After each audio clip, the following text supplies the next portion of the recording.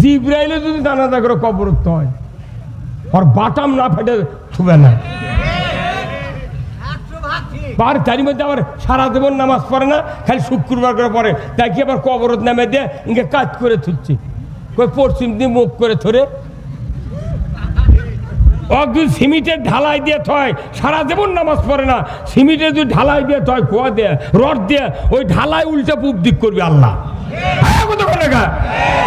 আজকে এখানে যতগুলো মুরব্বী আছেন কলজা থাকতে কন্ত দুই একজন মুরব্বী ছাড়া প্রায় মানুষের বেটারা বেনামাজি। বহু বক্তার বেটা গাঁজা খায়, অথচ নামের আগে লেগেছে আল্লামা। মানে এই নামাজ যদি বাংলাদেশে কায়েম করতে না পারেন আমাদের ইমান নিয়ে বাঁচা ব্যর্থ। কি হুজুর, তো এই বাংলাদেশে এত মসজিদ এত মাদ্রাসা, কোন নামাজ কায়েমের কথা কেউ কয় না। এগুলোর কাম বাদে মৌলবী মোহতামিম আর হাফেদার বক্তার কাম বাদে নামাজ কায়েম করা। নামাজ কায়েম করার দায়িত্ব আল্লাহ দিয়েছেন সরকারকে। আপনার ছেলেকে যদি আপনার সন্তানকে যদি নামাজি বানাতে চান সব আমল বাদ দেয়া নামাজ কায়েমের সরকার কায়েম করতে হবে। হ্যাঁ, তাহলে কোরআন কি আজ নাযিল হচ্ছে? তে এতদিন করনে কে এগুলো কথা? এগুলো কথা কলি কই তুমি রাজনীতি করে না, এটা আল্লাহর কথা। কার কথা?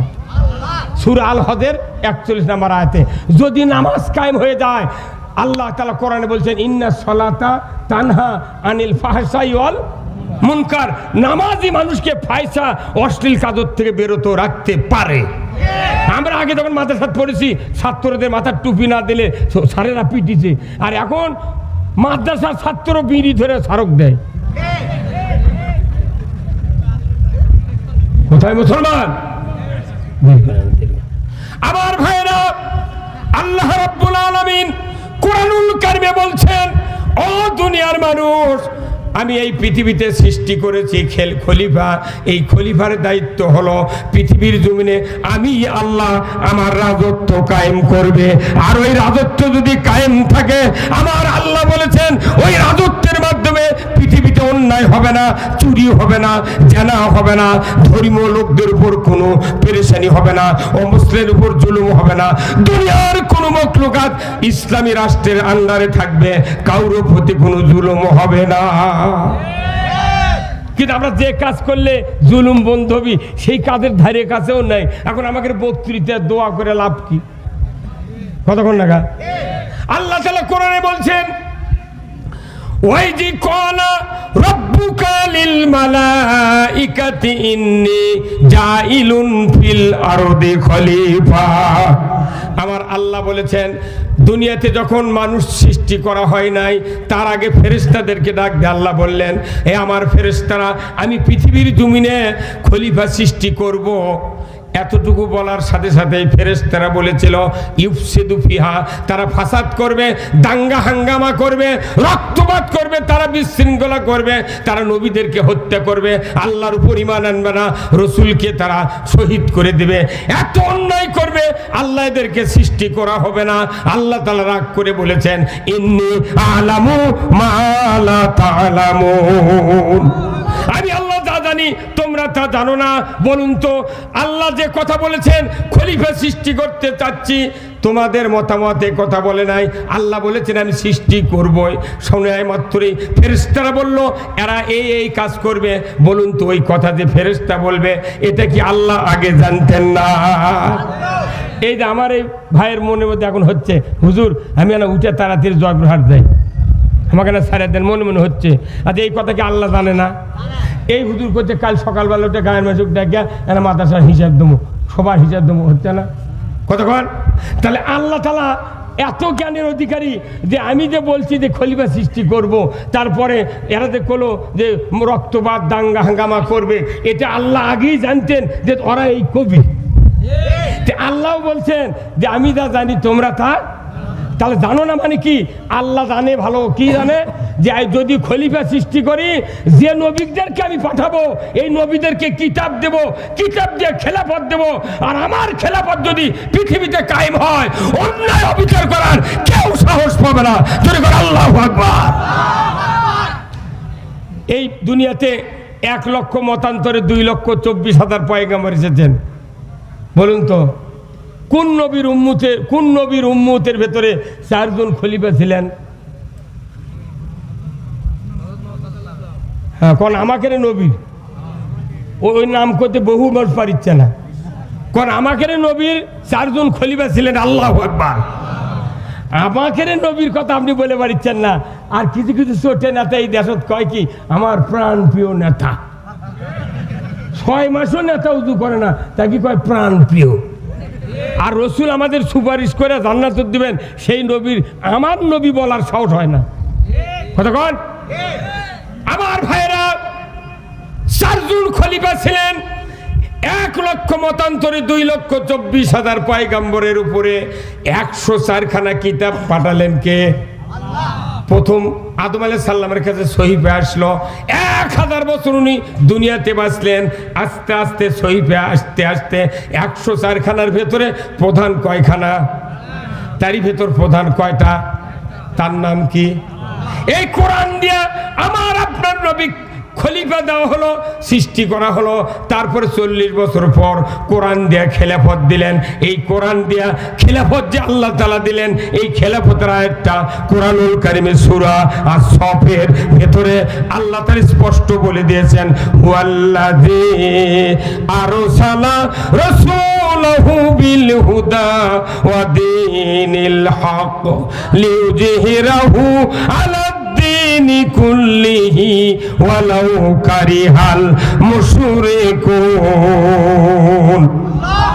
আমার আল্লাহ বলেছেন, হে নবী, আমি সেই সত্তা তার রসুলকে প্রেরণ করেছি সত্য হাদায়াত দেয়া, জীবন ব্যবস্থা দেয়া। আপনি পৃথিবীর জমিনে গিয়ে আমি আল্লাহ আমার আইনকে বিজয়ী করবেন, আর মানুষের তৈরি করা মতবাদ আইনগুলি আপনি উৎখাত করবেন। এই জন্য আপনাকে নবুয়ত দিয়েছি। আর এই কোরআন দেয়া খেলাফত দিলেন আমার আল্লাহ রসুলকে। ধরে কোন আল্লাহু আকবার। যিনি খলিফা হলেন আল্লাহর তরফ থেকে কোরআন দিয়ে খেলাফত দিলেন। আস্তে আস্তে কোরআন নাজিল হতে হতে এক পর্যায়ে আল্লাহ তাআলা একটা আয়াত নাজিল করে দিলেন। যারা হাফেজ সাহেব আছেন, যারা রেগুলার কোরআন পড়েন, আমি আয়াতটা বললে আপনাদের মনে হয়ে যাবে। আল্লাহ কোরআনে বললেন, ওয়ামা খালাকতুল জিন্না ওয়াল ইনসা ইল্লা লিয়াবুদুন। আমি মানুষ এবং জিনকে সৃষ্টি করেছি আমার ইবাদতের জন্য। ধরে কোন আল্লাহু আকবার। আমরা ইবাদত মনে করেছি নামাজ, রোজা, হজ, যাকাত, দাড়ি, টুপি, জুব্বা, ইতিকাফ করা, রমজানের রোজা করা, দান সদকা করা, মসজিদ করা, মাদ্রাসা করা। কিন্তু এইগুলি ইবাদত দেয়া সমাজে কোনো শান্তি কায়েম হবে না। সবচেয়ে বড় ইবাদত হলো আল্লাহর জমিনে আল্লাহর দিন কায়েমের কাজ করা। আল্লাহর দিন যদি কায়েম না হয়, দাড়ি টুপি জুব্বা দিয়া ইবাদত দিয়া পৃথিবীতে শান্তি কায়েম হয় না, কায়েম হয় না, কোনোদিন কায়েম হবে না। তাহলে বলুন তো, আল্লাহ আমাদেরকে বানাচ্ছেন ইবাদতের জন্য। আল্লাহ আবার আরেক জায়গায় বলছেন, ফাদখুলি ফি ইবাদি ওয়াদখুলি জান্নাত। কি সোতারি, খালি ইবাদত করলি জান্নাত। সুবহানাল্লাহ। তাহলে বলেন তো, তাহলে এই মানব সৃষ্টির উদ্দেশ্য 2টা, কোরআন নাজিলের উদ্দেশ্য 2টা, খলিফা সৃষ্টির উদ্দেশ্য 2টা। সেই 2টা, 1 নম্বর হলো খেলাফত, আর 2 নম্বর হলো ইবাদত। ইবাদত আর খেলাফত। যে দেশে খেলাফত নাই, ইবাদত আছে, ইবাদত অসল। ইবাদত আছে, খেলাফত নাই, খেলাফত অসল। কথা ঠিক কিনা? নাঙ্গল চেনেন ভাই আপনার? নাঙ্গল, এই নাঙ্গল চেনেন? নাঙ্গল বানাতে কাঠ লাগে, ইস লাগে, সব লাগে, আবার ফালও লাগে। কোনো বিজ্ঞানী নাঙ্গল বান্দা মিস্ত্রি তো বলে যে না, আমি ফাল লাগবে না, কাঠ দিয়ে হালবো, আপনি নেবেন? হ্যাঁ, কাঠ দিয়ে হাল বলে জমিনত নাঙ্গল লিয়ে গেলে নাঙ্গল ভাঙ্গে যাবি। তে নাঙ্গল ছাড়া ফাল অচল, ফাল ছাড়া। তে আমাকে দেশত আল্লাহর রাজত্বের কথা বললি, আমাকে হুজুরের রাজনীতি হলো না। আর রাজনীতি ছাড়া জান্নাতে যাওয়া যাবে না। কথা কোন দেখায়? নমরুদের সাথে রাজনীতি করেছে ইব্রাহিম আলাইহিস সালাম, মুহাম্মদ সাল্লাল্লাহু আলাইহি ওয়াসাল্লাম আবুদের সাথে রাজনীতি করেছেন, ফেরাউনের সাথে রাজনীতি করেছেন মুসা আলাইহিস সালাম। জোরে বলুন ঠিক কি না? তাহলে রাজত্ব আর ইবাদত একসাথে থাকতে হবে। কার কথা? এই রাজত্বের ব্যাপারে এই মাদ্রাসাগুলিতে পড়ানো হচ্ছে, কথা ঠিক কিনা? এই জন্যে আমি আপনাদেরকে বলবো যে কথাগুলি, এতগুলি কথা বলার পরে আমি আপনাদেরকে দিনই প্রতিষ্ঠানের জন্য কেউ উঠবেন না, মনে করবেন না যে এই হুজুর রাজনীতি করতেছে। আমি কোনো কোরআন ছাড়া একটা কথাও বলি নাই, কথা ঠিক কিনা? আমার ভাইরা আসুন, আজকে আপনাদের সামনে যে প্রতিষ্ঠান, এই প্রতিষ্ঠানের মধ্যে এই 30 পারা কোরআন পড়ানো হচ্ছে। আমি অনুরোধ করব এই সমাজে নামাজ কায়েম হোক। এটা কি আপনারা চান? আপনারা কি চান? তাহলে এই নামাজ কায়েমের ব্যাপারে সব কথা কোরআনে আছে, সুদ হারামের ব্যাপারে সব কথা আছে, জেনা বন্ধ করার সব কথা আছে। আসুন না, এই মাদ্রাসার থেকে যে ছাত্র তৈরি হবে তাদেরকে যদি আমরা প্রোডাকশন দিয়ে বড় বড় আলিম বানাতে পারি, ইনশাআল্লাহ এ দেশে আল্লাহর আইন কায়েম হবে। ঠিক কিনা ভাই? ওঠেন, কেন ওঠেন? হ্যাঁ, আপনারা একটু ব্যাগ ছেড়ে দিয়েছেন কি? ব্যাগ দেন নাকি এতক্ষণ? ওই বক্তা আমার ভাই থামেন। আপনার কাছে ব্যাগ যাবে খুব বৃষ্টিতে এখানে পড়ছে না তো। ভাই থামেন, একটু ব্যাগ যাচ্ছে আপনাদের সামনে, যার একটু পকেটে আছে দিবেন। আমি আপনাদের জন্য দোয়া করব, আল্লাহ তাআলা যেন জানমালে বরকত দিয়ে দেয়। জোরে কোন আমিন। খুব আল্লাহ কোরআনের মাদ্রাসা, পানি তো এখনো পড়া শুরুই হয়নি মারে। খুব ভাই যারা দেবেন একটু আসেন তো। আল্লাহর দিনের অনেক টাকা দিয়েছেন কোরআনের জন্য, আমি টাকা না